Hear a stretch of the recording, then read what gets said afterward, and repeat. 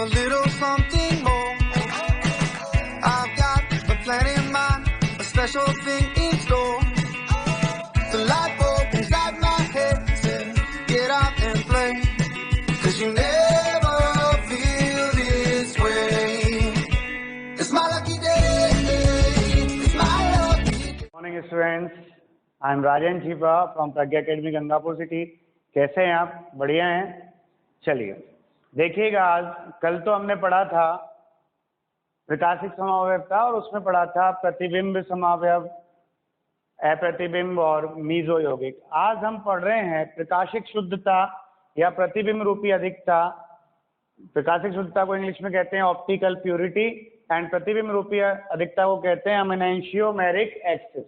Okay, तो आज हम बात करें, जैसे आपने मान लिया रैसमिक मिक्सचर बनाया, और रैसेमिक मिक्सचर जो बनता है वो रैसेमिक मिक्सचर जो बनता है बेटा, उसमें क्या होता है 50% तो डी होता है और 50% एल होता है।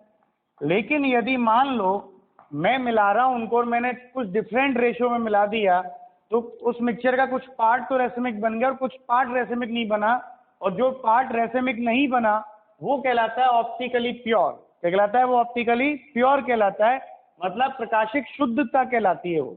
क्लियर है? या उसे कहते हैं प्रतिबिंब रूपी अधिकता, मतलब एक समावयव थोड़ी सी ज्यादा मात्रा में होगा उसे हम कहते हैं प्रतिबिंब रूपी अधिकता। या तो डी समावयव होगा या एल समावयव होगा। तो यहाँ पर जो प्रतिबिंब रूपी अधिकता है उसे हम कैसे निकालते हैं वो देखिएगा। तो प्रकाशिक शुद्धता, प्रतिबिंब रूपी अधिकता, इन दोनों का एक ही ऑप्शन है। जैसे अपन ने निकाला प्रकाशिक शुद्धता,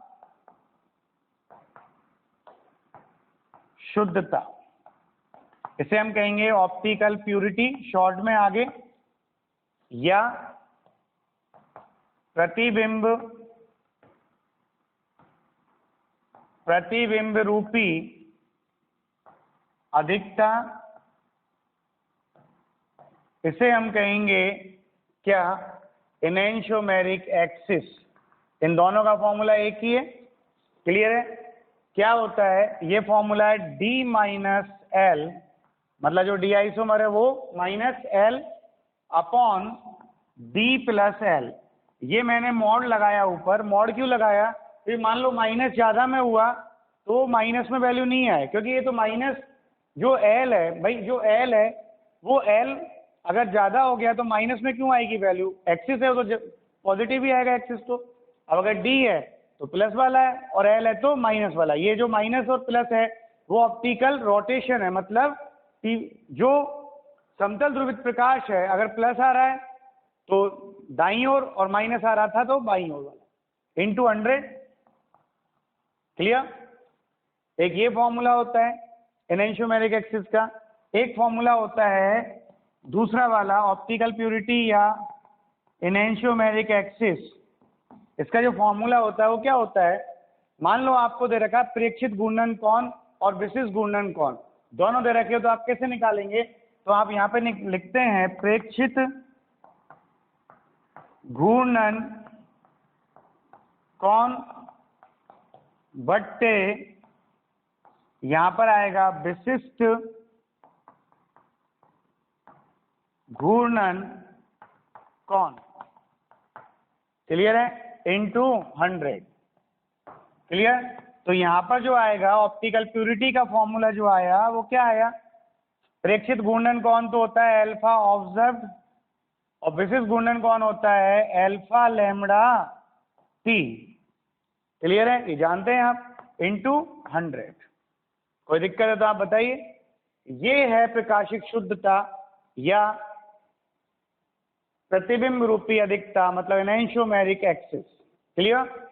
जैसे आपको दे दिया कि एक मिक्सचर है, मान लो उस मिक्सचर में 69% डी आइसोमर है और 31% एल आइसोमर है, तो बताइए इसकी प्रतिशत शुद्धता क्या होगी? तो ऑप्टिकल जो प्यूरिटी आएगी वो ऑप्टिकल प्यूरिटी कितनी आएगी भाई? निकालें अपन। तो क्या होता है formula? D minus L upon D plus L into 100। Clear?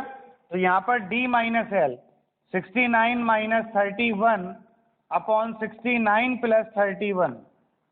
Clear? तो 69 माइनस 31 कितना बचा भाई? यहाँ से गया 1 तो 8 बचा, और यहाँ हो गया 3 है तो 3 बचा, 38 बचा। क्लियर? और ये कितना हो गया? 100 हो गया नीचे, डिवाइड बाई 100, और ऊपर 100 से भी तो मल्टीप्लाई होगा ये, इंटू 100, तो यहाँ पर 100 से मल्टीप्लाई होगा तो कितना परसेंट हो गया? एक्सिस 38% आ गया ऑप्टिकल प्यूरिटी। क्लियर है? चलिए और एग्जांपल्स लेते हैं अपन, कोई दिक्कत हो तो बताइएगा। क्लियर? अब क्वेश्चंस लेते हैं इसमें 2-3 और उनको सॉल्व करते हैं। क्लियर है? कोई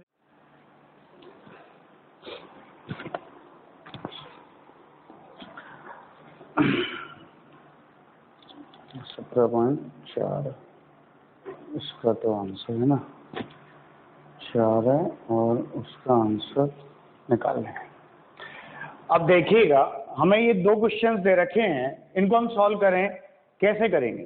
तो क्वेश्चन नंबर 1 का जो आंसर आएगा, आंसर 1 कितना आएगा देखिएगा। वो कह रहा है एक मिश्रण में 65% डी समावयव, तो डी कितना है? 65% है, एंड वह 35% एल समावयव उपस्थित है, एल कितना है? 35%।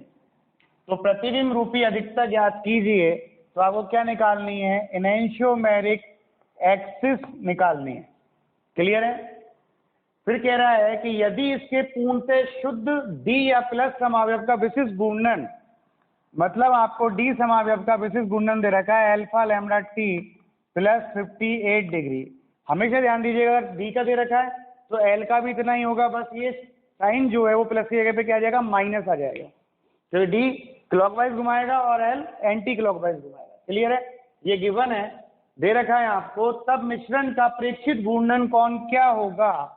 तो आपको अल्फा प्रेक्षित निकालना है कि कितना होगा।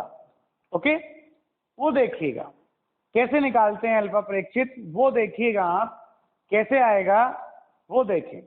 तो वो देखेंगे अपन। तो यहाँ पर एनेंशियोमेरिक एक्सिस का सूत्र क्या होता है? प्रतिबिंब रूपी अधिकता का सूत्र क्या होता है? तो प्रतिबिंब रूपी अधिकता जो होती है, मैं हिंदी में लिख देता हूं, प्रतिबिंब रूपी अधिकता का फॉर्मूला क्या होता है बेटा? फॉर्मूला होता है आपके d minus L upon d plus L into 100। Clear है? क्या फॉर्मूला है? d minus L into 100 upon d plus L. Clear? तो यहाँ पर देखिए d कितना है आपका? 65%, l कितना है आपका? 35%, और नीचे d 65 प्लस 35 इंटू 100, तो यहाँ कितना आ गया? ये ऊपर कितना गया? 30, नीचे 100 हो गया, तो ये हो गया 30 अपॉन 100 इंटू 100 से 100 कैंसिल कर दिया, कितना परसेंट बचा? 30% बचा। तो यहाँ पर एनेंशियोमेरिक एक्सिस जो आया, प्रतिबिंब रूपी अधिकता आई, वो 30% आई। किसकी आएगी प्रतिबिंब अधिकता? कौन ज्यादा है? डी आइसोमर ज्यादा है, तो यहाँ पे डी समावयव है। किसकी अधिकता है? डी समावयव की। ओके, अब आपको अल्फा प्रेक्षित निकालना है। तो वहां पे अल्फा प्रेक्षित का सूत्र क्या था? अल्फा प्रेक्षित का सूत्र था प्रतिशत शुद्धता, मतलब एनेंशियोमेरिक एक्सिस जिसका आधिक्य वो आधिक्य गुना alpha lambda T upon 100। Clear? अरे भाई वहां पे प्रतिशत शुद्धता का सूत्र क्या था? प्रतिशत शुद्धता का सूत्र है अल्फा प्रेक्षित बट्टे अल्फा लैम्डा टी इंटू 100। अब वहां पे हमें अल्फा प्रेक्षित निकालना, तो ये फॉर्मूला बनेगा। एनेंशियोमेरिक एक्सिस कितनी है आपकी? 30% है, 30 इंटू ये कितना है? 58 है, 58 हो गया upon 100। Clear?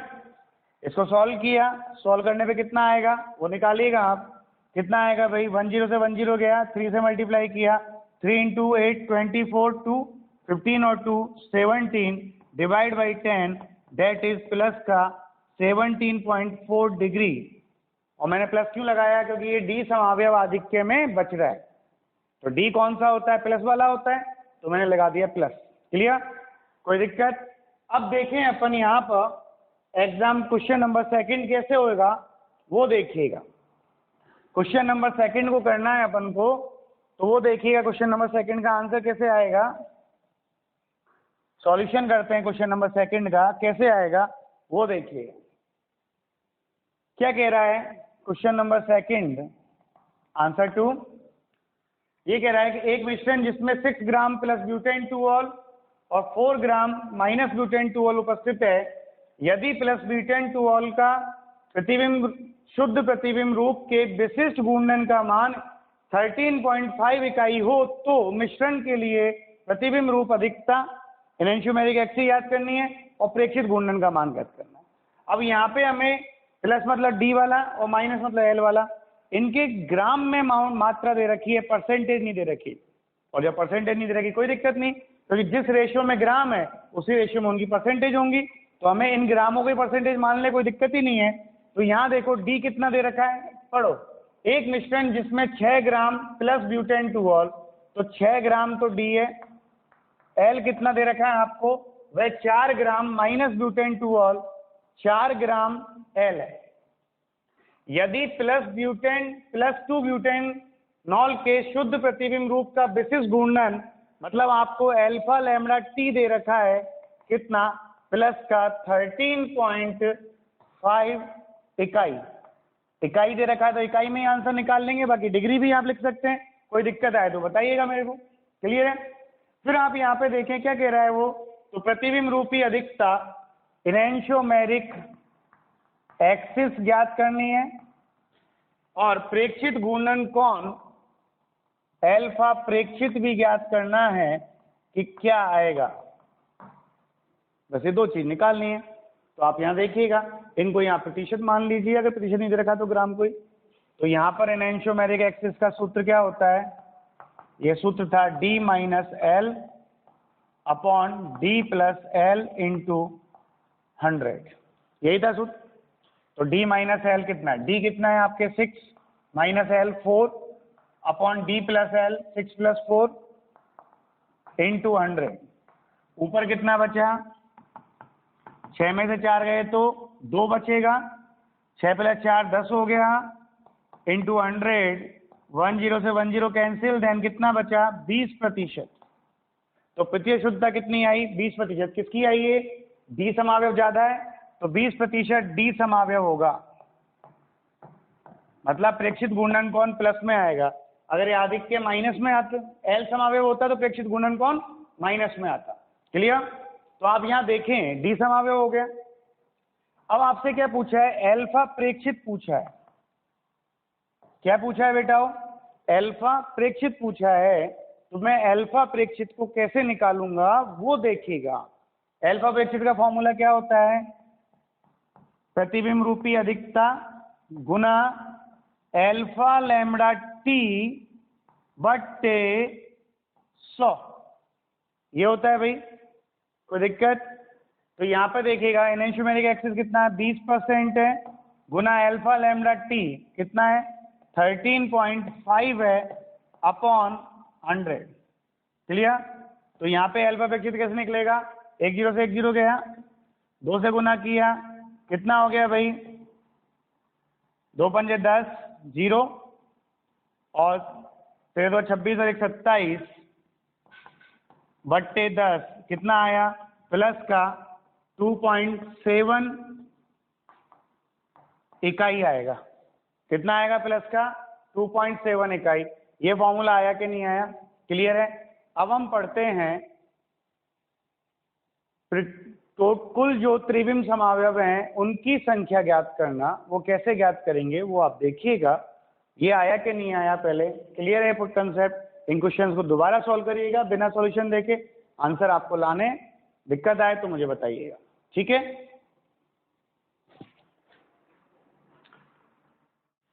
Good morning students, I am Rajendra Shifa from Pragya academy Gangapur city. आज हम पढ़ेंगे त्रिविम समावयवों की संख्या याद करना। बेटा ये कल मैंने टॉपिक बना दिया था, लेकिन कोई कारण से वो रिकॉर्ड ही नहीं हो पाया और 1 से 2 घंटे की मेहनत मेरी बेकार गई। तो इसको आज हम दोबारा रिकॉर्ड कर रहे हैं, आप ध्यान से पढ़िएगा, कोई प्रॉब्लम आए तो मुझे बताइएगा, क्लियर है।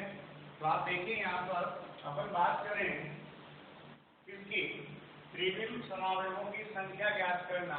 ये टॉपिक पढ़ रहे हैं अपन, त्रिविम समावयवों की संख्या ज्ञात करना। त्रिविम समावयवों की संख्या ज्ञात करना, ये टॉपिक पढ़ना। क्लियर? अब आपको कोई यौगिक दे दे, उसके पूछे कितने त्रिविम समावयव बनेंगे, त्रिविम समावयव कहते हैं स्टीरियोमर्स। ठीक है, तो यहाँ पर आप हमेशा ध्यान देना कि जो त्रिविम समावयव हैं, इस त्रिविम समावयव में दो तरह के समावयव आते हैं भाई। होते हुए तीन तरह के, ज्यामिति, प्रकाशिक और संरूपण। अब संरूपण समावयवों की तो संख्या अनंत होती है, और अनंत होती है इसलिए उनको यहाँ गिनते नहीं है। तो यहाँ किस किस को गिनते हैं, यहाँ गिनेंगे ज्यामिति समावयव आते हैं इसमें एक तो, और एक आते हैं प्रकाशिक समावयव। तो हमें यहाँ पर ये दो तरह के समावयव भी गिनने हैं। ठीक है, ज्यामिति समावयव और प्रकाशिक समावयव। तो त्रिविम समावयवों की जो संख्या आएगी, कुल संख्या, उसमें अपन को क्या करना है, ज्यामिति समावयवों की संख्या और प्लस प्रकाशिक समावयवों की संख्या ज्ञात करनी है। कोई दिक्कत है? क्लियर? अब हम कैसे ज्ञात करते हैं वो देखिएगा। तो यहाँ हमें इनको याद करना है। तो सबसे पहले केस फर्स्ट वही, देखो ये पूरा कंसेप्ट होगी वही है जो आपने ज्यामिति समावयव ज्ञात करने में कहा था। वहाँ पे द्विबंधों की संख्या थी, यहाँ क्रियल केंद्र हो जाएंगे। क्लियर है? तो यहाँ पे केस फर्स्ट क्या है कि जब दोनों सिरे असमान हो, और दोनों सिरे असमान का मतलब है असमान हो, तो मतलब दोनों सिरे भिन्न हो, मतलब अणु क्या हो, असममित अणु। तो जैसे अपन ने वहां पे देखा था, असमान का मतलब क्या है, ज्यामिति समावयव देखा था R1 is not equal to R2 वाला केस। तो वहां पे क्या कहा था मैंने, ये देखा दोनों तरफ कैसे लग रहा समान हो गया। आप क्या करना है, उस पूरे अणु को बीच में से काटना है, और बीच में से काटने पर यदि दोनों तरफ बराबर भाग बचते हैं तब तो वो समान है, और यदि बराबर नहीं बचते हैं तो वो असमान है। मतलब यहाँ पर क्या है, R1 is not equal to R2, ये केस। क्लियर? क्या करना है, अणु को काटना है बीच में से, और यदि दोनों तरफ बराबर आता है तो R1 बराबर R2, और बराबर नहीं आता है तो R1 is not equal to R2। Clear है? तो हम अभी पढ़ रहे हैं R1 is not equal to R2 वाला। तो यहाँ जो त्रिविम समावयवों की संख्या होगी, त्रिविम समावयवों की संख्या होगी, वो संख्या क्या होगी, वो संख्या होगी 2 की घात n। भैया क्या संख्या होगी, 2 की घात n। यहाँ जो n है ये इंपॉर्टेंट है, यहाँ n जो है वो कहलाता है त्रिविम केंद्र। क्या कहलाते हैं, त्रिविम केंद्रों की संख्या।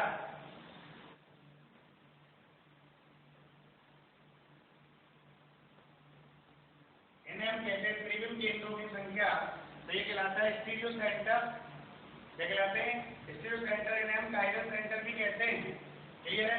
तो त्रिविम केंद्रों में जो आते हैं उन्हें हम क्रेल केंद्र भी कहते हैं। क्या कहते हैं, हम क्रेल केंद्र भी कहते हैं इन्हें। क्लियर है? की संख्या है। अब इसमें हमें क्या क्या गिनना है वो देखिएगा। तो n में जो गिनना है वो क्या क्या गिनना है, एक तो आपको गिनना है क्रेल कार्बन, क्रेल कार्बन परमाणु आएंगे इसमें एक तो। ठीक, इसमें वो द्विबंध आएंगे जिनसे ज्यामिति समावयव दर्शाई जाती है। द्विबंधों की संख्या आएगी। ये द्विबंध कौन से हैं, जिन पर ज्यामिति समावयवता प्रदर्शित होती है, वो द्विबंध आएंगे। क्लियर? और फिर यहाँ पे आएगा द्विप्रतिस्थापित, द्विप्रतिस्थापित वलय आएगी। और जैसे मान लो एलीन है, तो एलीन में अगर सम संख्या में द्विबंध है तो वो एक क्रेल केंद्र गिनने में आएगा। क्लियर?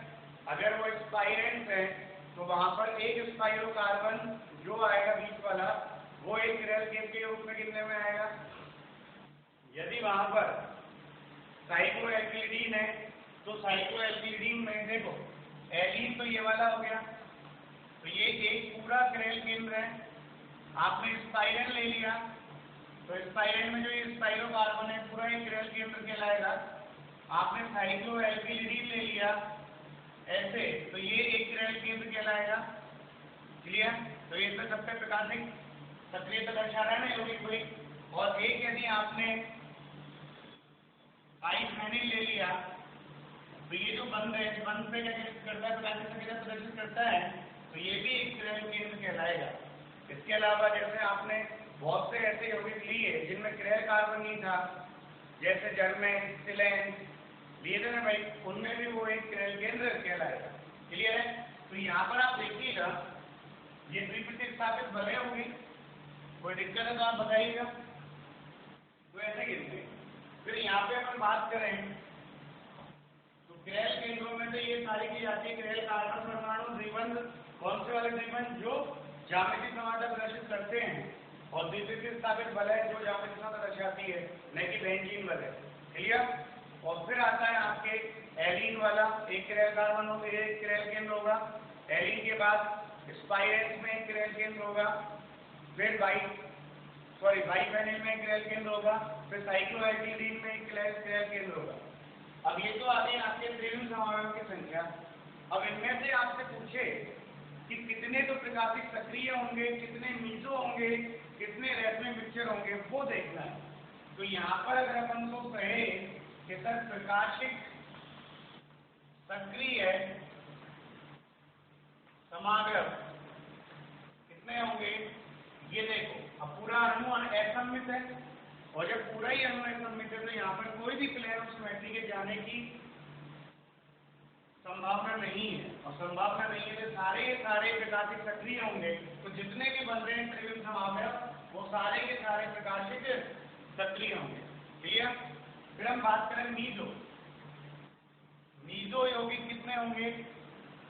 तो बेटा जब सारे प्रकाशिक सक्रिय तो प्रकाशिक अक्रिय के लिए कोई जगह ही नहीं है, और कोई जगह नहीं है तो कितने होंगे, वो 0 होंगे। कितने होंगे? 0 होंगे। और फिर रैसमिक मिश्रण,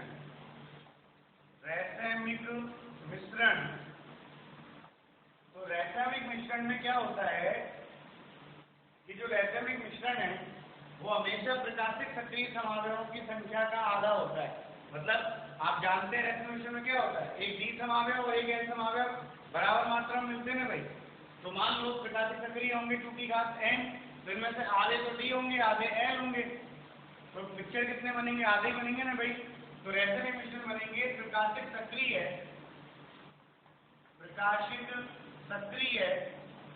बट्टे 2, ये रैसमिक मिश्रण बनेंगे। कोई देखते हैं है क्या भाई? ये है आपके त्रिविम समावयवों की संख्या ज्ञात करना। कब? जब दोनों सिरे भिन्न हो, असमान हो, तो कितने आएंगे, 2 की पावर n आएगी। यहाँ n जो है वो त्रिविम केंद्र या किरल केंद्र कहलाता है, किरल सेंटर कहलाता है। किरल सेंटर किरल कार्बन हो भी सकता है और नहीं भी हो सकता। क्लियर? तो किरल कार्बन परमाणु आएगा, इसमें द्विबंधों की संख्या आएगी। ये कौन सा द्विबंध है जो ज्यामितीय समानता प्रदर्शित करते हैं, और एक द्विप्रतिस्थापित बलय आएगी। क्लियर? और वो भी कौन सी, साइक्लोएल्कीन वाली, नोट बेंजीन वाली। क्लियर? और प्रकाशिक सक्रिय कितने होंगे इसमें, 2 की घात n। फिर मीजो कितने होंगे, 0। और रैसमिक कितने होंगे, प्रकाशिक सक्रिय के आधे होते हैं रैसमिक, तो प्रकाशिक सक्रिय बच्चे 2 कर दिए, रैसमिक बन गए। क्लियर? अब हम यहाँ पर लेते हैं दूसरा केस नंबर 2। क्या? जब दोनों सिरे असमान हो, क्या हो आपके, दोनों सिरे असमान हो, वो केस लेते हैं। क्लियर है? तो हम यहाँ पर लेते हैं केस 2, जब दोनों सिरे समान हो।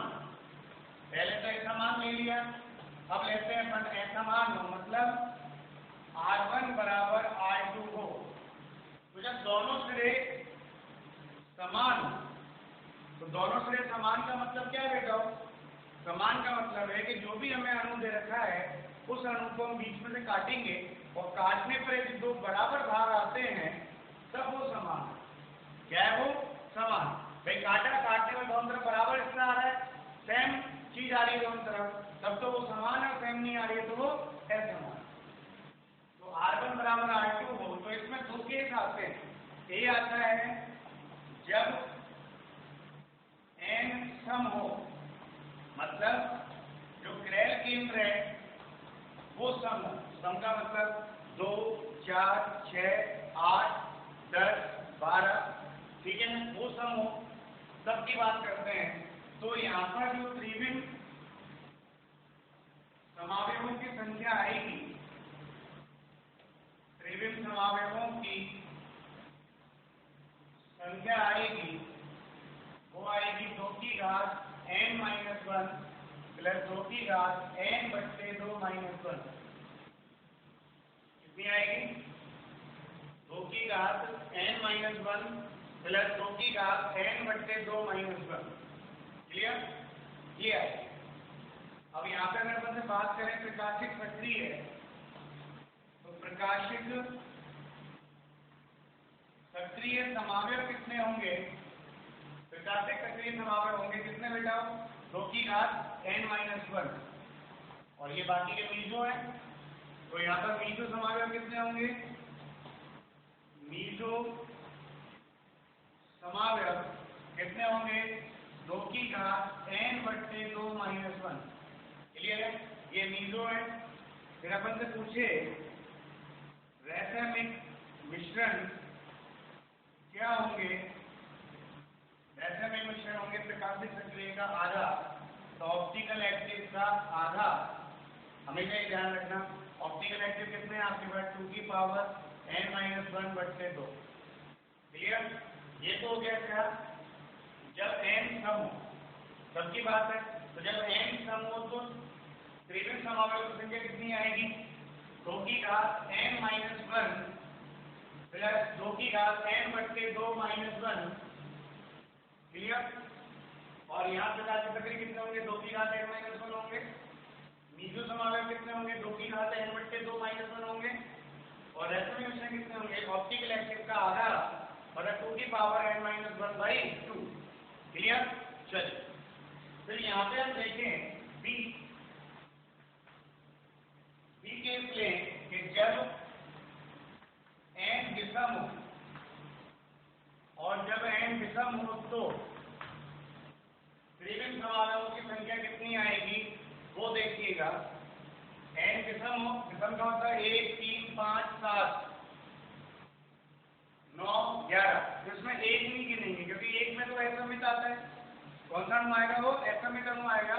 तो कितना? 3, 5, 7, 9, 11, 13, 15, 17 वगैरह वगैरह, ठीक है ना, वो लेंगे अपन। तो यहाँ पर जब n विषम है तो आप क्या करेंगे बेटा? हो n विषम हो तो यहाँ त्रिविम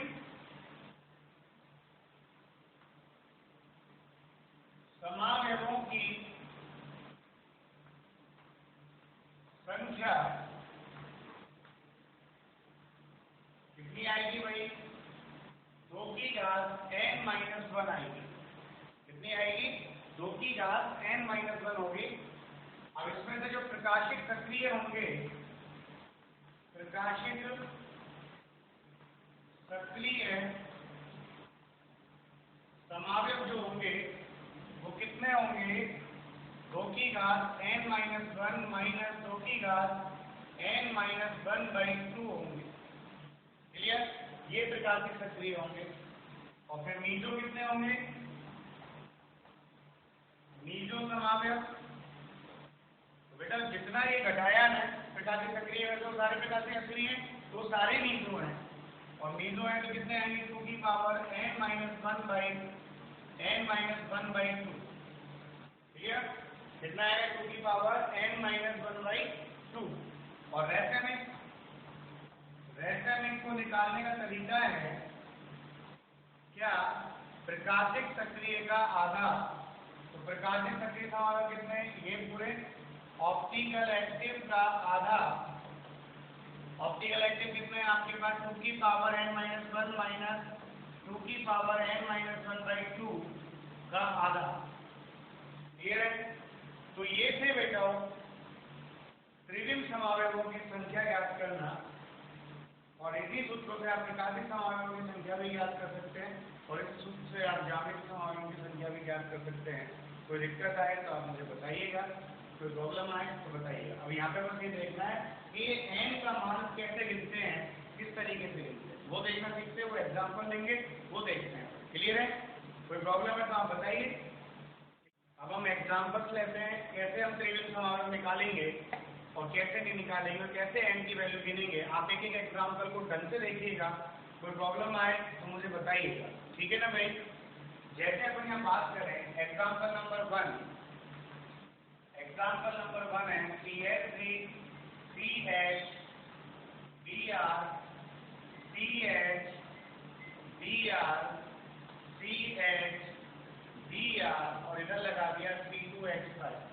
तो मेरा पहला काम है ये देखना कि दोनों सिरे समान है या असमान। मैंने इसको काटा बीच में से, काटा अगर CH Br आया, इधर CH3 आया, इधर C2H5 आया, दोनों सिरे अलग अलग आए हैं भाई। तो R1 is not equal to R2। Clear? और जब R1 is not equal to R2 then क्या होगा, यहाँ n गिनना है। तो इसमें देखो कोई द्विबंध नहीं है और केवल किरेल कार्बन है। एक किरेल कार्बन ये रहा, एक किरेल कार्बन ये रहा, एक किरेल कार्बन ये रहा। कितने किरेल कार्बन है? 3 किरेल कार्बन। तो यहाँ जो त्रिविम समावयव होंगे, त्रिविम समावयवों की जो संख्या आएगी वो संख्या आएगी 2 की घात n। कितना सूत्र होता है? 2 की घात n। n कितना है बेटा जी आपका 3, तो 2 की घात 3 बराबर 8। तो इस यौगिक के कुल 8 त्रिविम समावयव होंगे। क्लियर पहली चीज। अब इसमें क्या पूछेगा, कितने प्रकाशित सक्रिय होंगे? ठीक है, प्रकाशित सक्रिय समावयव कितने होंगे?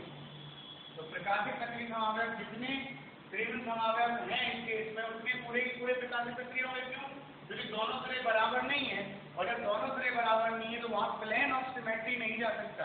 क्लियर? और जब वहां प्लेन ऑफ सिमेट्री नहीं जाएगा तो वहां प्रकाशित समावयव कितने होंगे? जितने त्रिविम समावयव हैं सारे सारे प्रकाशित सक्रिय होंगे। कितने हो गए? 8। क्लियर?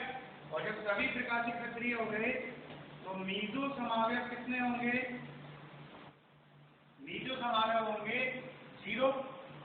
तो फिर ऐसे में मिश्रण कितना होगा? वैसे में मिश्रण होगा प्रकाशिक सक्रिय का आधा, 8 का आधा 4। क्लियर है? कोई कंफ्यूजन है तो आप बताइएगा, कोई दिक्कत है तो आप बोलिए, निकाल सकते हैं। एक एग्जाम्पल ले लिया, ये तो क्या कहना, जब दोनों सिरे असमान है तब की बात थी। अब दोनों सिरे समान है तब की बात करें। मान लो आपने ले लिया CH3CHO, यह एक स्पेशल एग्जाम्पल ले लें टार्ट्रिक एसिड वाला। इसको पूछता भी वो आपसे, ये बोर्ड में बहुत इंपॉर्टेंट क्वेश्चन है। ठीक है, आपके RBSC बोर्ड और NCERT में पूछता है कि भाई टार्ट्रिक एसिड के कितने प्रकाशिक समावयव होंगे और उनमें से कितने प्रकाशिक सक्रिय होंगे, कितने प्रकाशिक अक्रिय होंगे। तो यहाँ देखो, तो बीच में से काटो आप पहले, 2 बराबर भाग आ रहे हैं और 2 बराबर भाग आ रहे हैं। इसका मतलब क्या है? इसका मतलब है R1 बराबर R2 होगा। क्लियर? और R1 बराबर R2 होगा। देन बेटा क्या करना है अपन को, यहाँ n की वैल्यू देखनी है। n कितना है? 1 11 बस 2 ही है। तो n 2 किरेल कार्बन हो गए। क्लियर? तो यहाँ पर अब जो आएगा, अपन बात करें त्रिविम समावयवों की संख्या, तो त्रिविम समावयव संख्या क्या होती है? समय तब ये होती थी आपकी कितनी? 2 की घात n-1 प्लस 2 की घात n/2 -1। कितने आएंगे? 2 की घात n-1, n की वैल्यू कितनी है? 2। तो 2 - 1 प्लस 2 की घात 2/2 माइनस 1, तो 2 की घात 2 माइनस 1 बची, और यहाँ 2/2 1 हो गया, 1 माइनस 1 0 हो गया, 2 की घात 0 हुई, तो 2 + 1 बराबर 3 त्रिविम समावयव हो गए। कितने हो गए? 3। क्लियर? इनमें से प्रकाशिक सक्रिय कितने होंगे? प्रकाशिक सक्रिय समावयव कितने होंगे? तो प्रकाशिक सक्रिय समावयव होंगे कितने? ये 2, और भाई यही है ना 2n-1 तो 2 हो गए, और मीजो कितने हो गए? मीजो समावयव जो होंगे कितने होंगे? ये बाद वाले 2n-2 - 1 कितना? 1, तो ये 1 आ गया। रैचमिक मिश्रण कितना बनेगा? रैचमिक मिश्रण कितना बनेगा? तो यू नो दैट रैचमिक मिश्रण क्या होता है? प्रकाशिक सक्रिय समावयवों का आधा होता है। क्या होता है? प्रकाशिक सक्रिय समावयवों का आधा होता है, और जब ये आधा होगा तो प्रकाशिक सक्रिय कितने आपके? 2, तो 2 का आधा 1, एक ही रैचमिक मिश्रण बनेगा इस केस में। कोई प्रॉब्लम है तो आप बताइए। क्लियर? तो ये है आपके निकालने का तरीका। अब सबसे बड़ी दिक्कत आएगी, जैसे दोनों सिरे समान है और विषम क्रियल कार्बन है। क्या है भाई? विषम क्रियल कार्बन है और दोनों क्रियल समान है, तो कैसे आएगा वो देखिएगा। क्लियर? कैसे आएगा वो देखिएगा। तो यहाँ पे हम क्या कहते हैं, एक अगला एग्जाम्पल ले लिया, जैसे आपने CH3 BH Br CH Br CH Br और CH3। यहाँ सबसे पहले हमें देखना है कि दोनों सिरे बराबर है कि नहीं है। क्लियर? तो जब हमें देखना है दोनों सिरे बराबर है कि नहीं है, तो देखिएगा यहाँ पर इसको बीच में काटे आप। काटने पर इधर CH Br, इधर CH Br, से इधर CH3, इधर CH3 समान आ रहा है, और समान आ रहा है तो ये कहलाता है आपके क्या? R1 बराबर R2 वाला केस। क्लियर? अब हम यहाँ पर एक क्रियल कार्बन, ये क्रियल कार्बन है और ये क्रियल कार्बन, लेकिन जो बीच वाला है ये क्रियल कार्बन नहीं है। क्यों? क्योंकि इसके दोनों तरफ देखो समान जुड़े हुए हैं, और जब दो समूह समान हो गए तो क्रियल कैसे हो सकता है? नहीं हो सकता। तो यहाँ पर इसे कहते हैं छदम क्रियल, बहरूपिया। क्या नाम है इसका? छदम क्रियल। छदम क्रियल का मतलब होता है बहरूपिया क्रियल। मतलब जैसे कोई व्यक्ति बहरूपिया बन के आया तो वो शिवजी का वेश बनाया, तो वो शिवजी थोड़ी है, केवल शिवजी का एक रूप है जो उसने धरा है। तो बहरूपिया ये छदम है, मतलब क्रियल कार्बन नहीं है, लेकिन हमें दूर से क्रियल जैसा दिखता है, और क्रियल जैसा दिखता है तो हम कहते हैं छदम क्रियल। और जब छदम क्रियल आ गया तो एन, तो जनरली हम क्या करते हैं, जब हमें बहरूपिया दिखता है, चाहे वो शिवजी के रूप में दिखे, चाहे वो हनुमान जी के रूप में दिखे, हम क्या करते हैं, उनको नमस्ते कर देते हैं। क्लियर है? और नमस्ते कर देते हैं मतलब हमने उसमें कुछ माना ना भाई, भगवान नहीं है लेकिन भगवान का रूप तो अपन ने माना। तो ऐसे ही बहरूपिया है, छदम है। तो जब यहाँ एन गिनेंगे तो इन क्रियल कार्बन जो आएंगे, इन क्रियल कार्बन में ये छदम क्रियल भी जोड़ने में आएगा, छदम क्रियल कार्बन। क्लियर? तो कुल कितने हो गए? एन की वैल्यू कितनी हो गई कुल? क्रियल कार्बन तो 2 है, और छदम क्रियल कार्बन कितना बेटा हो? 1। कितना हो गया टोटल मान? 3। अब निकालेंगे अपन त्रिविम समावयव। तो त्रिविम समावयव की संख्या कितनी होती है? सूत्र बेटा ये n का मान विषम आ रहा है, और विषम आ रहा है तो सूत्र क्या होता है? 2 की घात n-1 होता है। क्लियर? n का मान 3 है, तो यहाँ रखो 3, तो 2 की घात 3 - 1, तो कितना बचेगा? 2 की घात 2 बचेगा, 2 की घात 2 का मतलब 4। तो त्रिविम समावयव कितने बनेंगे टोटल? 4। क्लियर है? अब इनमें से पूछिए कि सर प्रकाशिक समावयव कितने होंगे? प्रकाशिक समावयवों की संख्या। तो बेटा हो प्रकाशिक समावयव अपन ने यहाँ पे लिया था, तो एक लंबा चौड़ा सूत्र आएगा, और वो सूत्र क्या आएगा? 2 की पावर n-1 माइनस 2 की पावर n-1/2।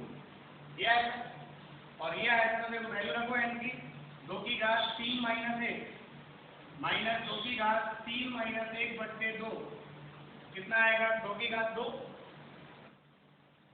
माइनस 2 की घात 2/2 1 हो गया, तो 2 की घात 1 कितना हो गया 4 माइनस 2 बराबर 2।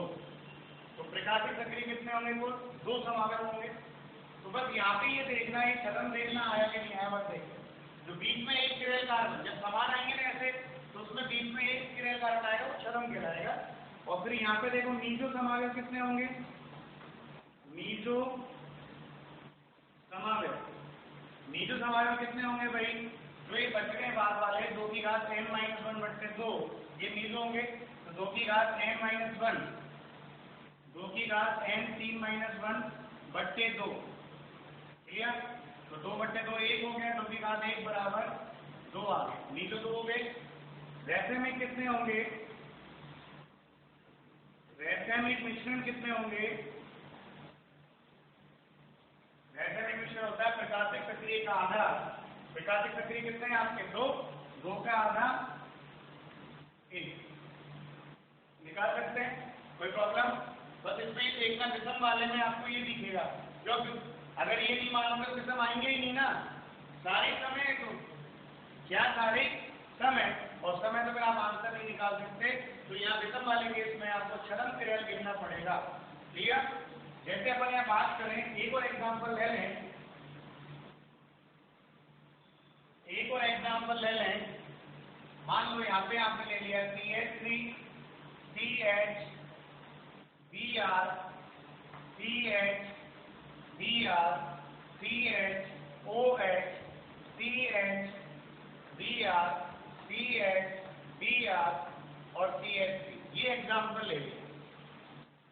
और जब आपने ये एग्जांपल ले लिया बेटा हो तो यहाँ पे देखो पहले इसको बीच में से काटो, दोनों तरफ बराबर आ रहा है, और जब ये दोनों तरफ बराबर आ रहा है तो R1 = R2 है।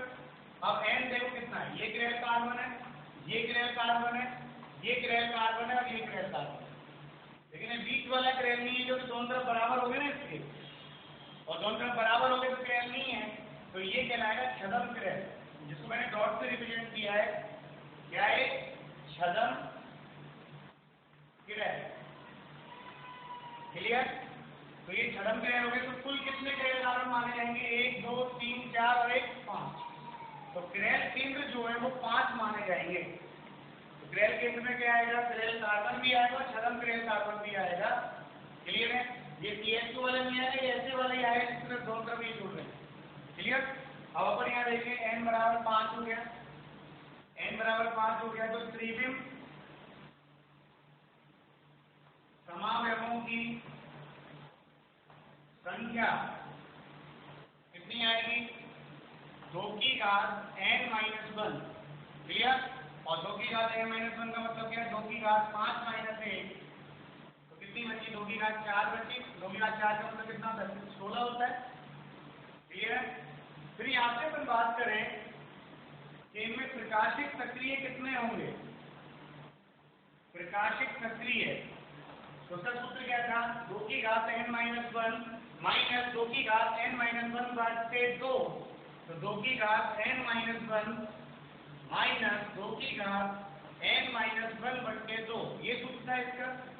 और ये सूत्र था तो आप यहाँ देखिए 2 की घात n-1 और 2 की घात n-1 का मतलब है 2 की घात 5 - 1 माइनस 2 की घात 5 - 1/2 कितना आएगा 2 की घात 5 - 1 4 बचा, यहाँ 4/2 2 बचा, तो 2 की घात 4 कितना होता है 16 और 2 की घात 2 कितना होता है 4।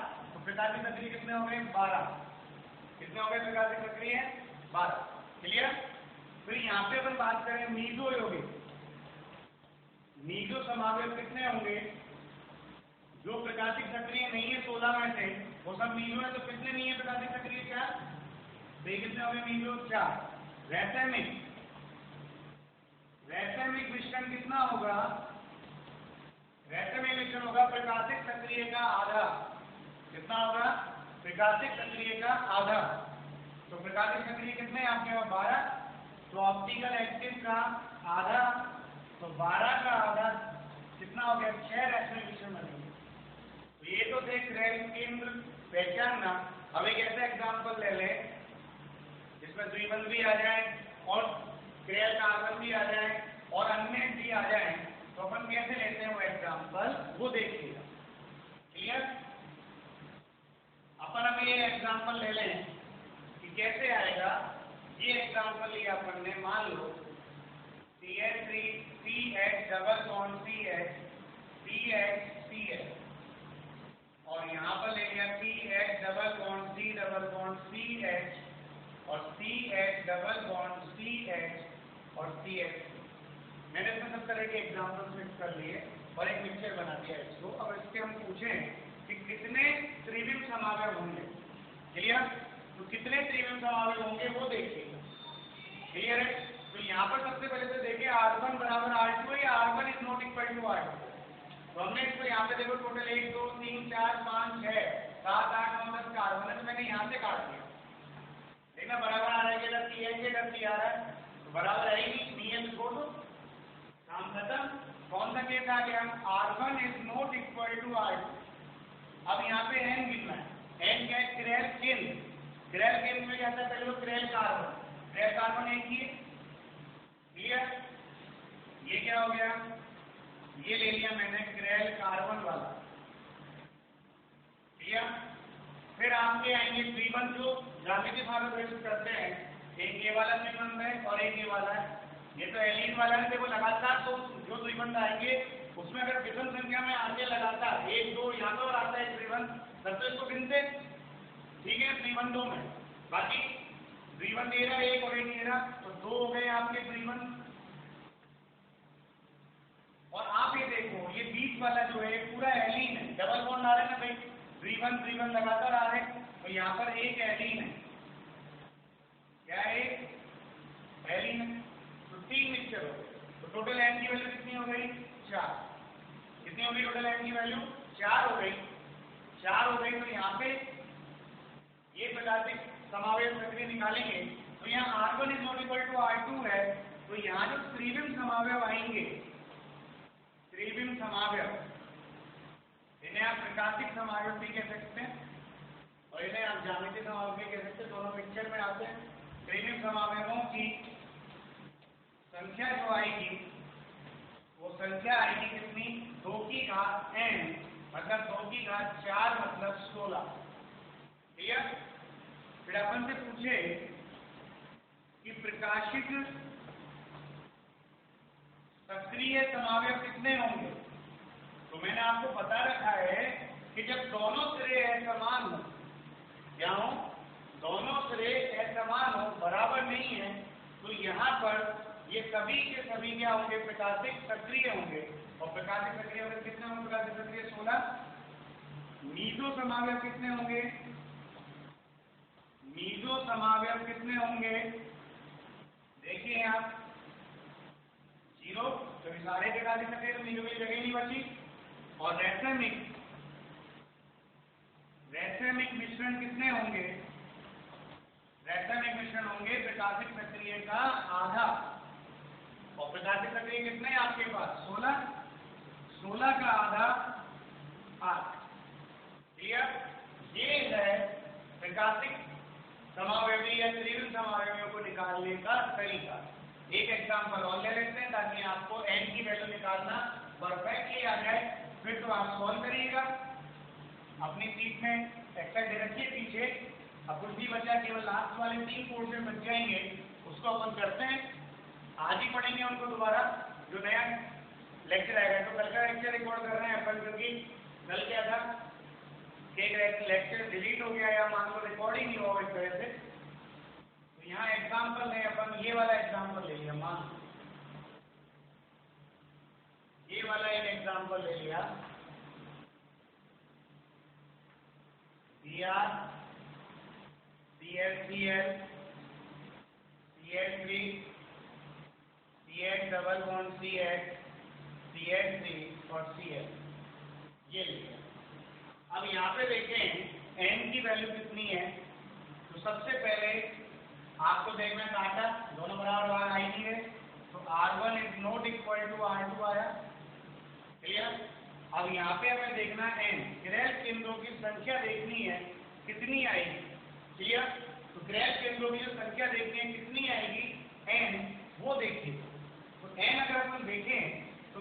पहले तो ये क्रेल कार्बन ही हो गया, क्रेल कार्बन हो गया, ये द्विबंध हो गया, ठीक। और ये जो है बाइफेनिल है, तो बाइफेनिल का ये जो बंध है जिस पर भी प्रकाशिक सक्रियता दर्शाता है वो भी गिनने में आएगा क्रेल केंद्र, तो ये एक हो गया।